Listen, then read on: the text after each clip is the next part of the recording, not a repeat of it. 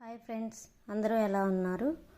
ఈరోజు వీడియో వచ్చేసి సొరకాయ తురుముతోటి తెపాల చెక్కలు చేసి చూపిస్తున్నానండి.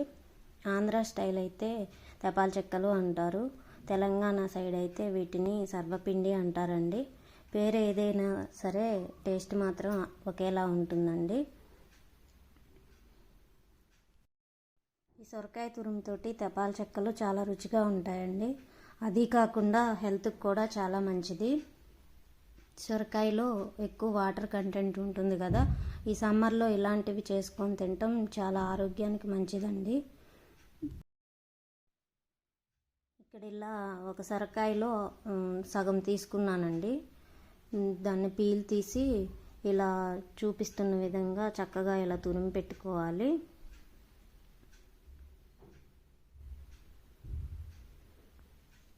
రెండు ఆనియన్స్ తీసుకోవాలి, అలాగే పచ్చిమిర్చి 5-6 కానీ 7-8 కానీ మీ కారానికి అనుగుణంగా, మీరు కారం ఎక్కువ తినే వాళ్ళైతే కొంచెం ఎక్కువ వేసుకోవాలి. ఇప్పుడు ఒక గిన్నె తీసుకొని ఇలాగ ఈ సొరకాయ తురుము ఇందులో వేసుకోవాలి. అలాగే ఆనియన్స్ని ఇలా చిన్న చిన్న ముక్కలుగా కట్ చేసి పెట్టుకొని వేసుకోవాలి.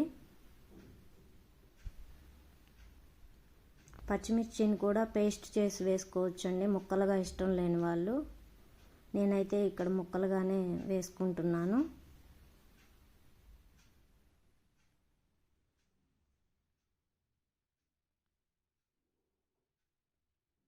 అలాగే నానబెట్టిన శనగపప్పు ఒక గుప్పెడు తీసుకున్నానండి, అవి కూడా ఇందులో వేసేసుకుంటున్నాను.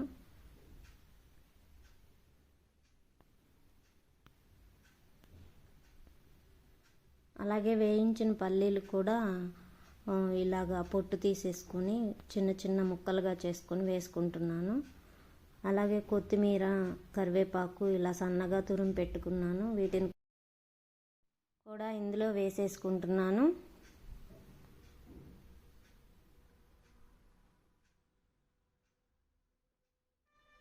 ఇలా మొత్తం అన్నీ వేసుకున్న తర్వాత బియ్యం పిండి 1 కప్పు తీసుకున్నానండి. మీరు చూసి వేసుకోండి, ఎందుకంటే మనం ఇందులో వాటర్ ఏమీ వేయకుండా కలుపుకుంటాము. సొరకాయ తురుముకి బియ్యం పిండికి ఈక్వల్గా ఉండేటట్లు చూసుకోండి. 1 కప్పు సరిపోదేమో అని ఇంకొక 1/2 కప్ కూడా వేసుకున్నాను.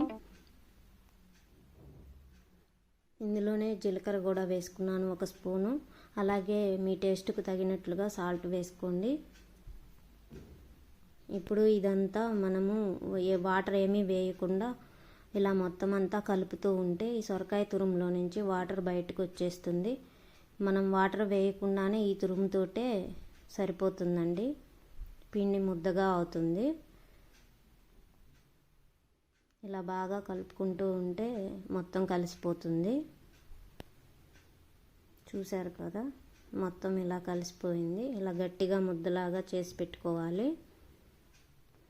ఇప్పుడు ఒక బాండీ తీసుకొని ఇందులో 3 స్పూన్ల వరకు ఆయిల్ వేసుకొని, ఇది పొయ్యి మీద పెట్టొద్దండి, ముందుగానే కిందే పెట్టుకొని మనం ఇలా ఆయిల్ వేసుకొని ఈ పిండి ముద్దని ఇలా స్ప్రెడ్ చేసుకోవాలి. తర్వాత చిన్న చిన్న రంధ్రాలు చేసుకుంటే ఆయిల్ వేసుకుంటే ఈక్వల్గా కాలుతుందని అలా రంధ్రాలు పెట్టుకున్నాను.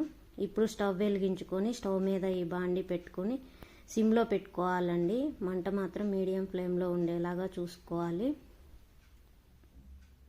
ఇప్పుడు మూత పెట్టేసి 5-10 నిమిషాలు ఉన్న తర్వాత ఇలా ఇంకో సైడు టర్న్ చేస్తే ఇలా గోల్డ్ కలర్లో ఫ్రై అయినట్లు కనిపిస్తుంది.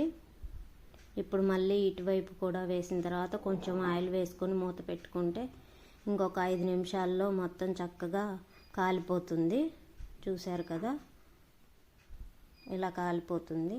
మీకు ఇష్టమైతే ఇంకొంచెం ఎర్రగా కూడా కాల్చుకోవచ్చు, అప్పుడు కరకరలాడుతూ ఉంటాయి.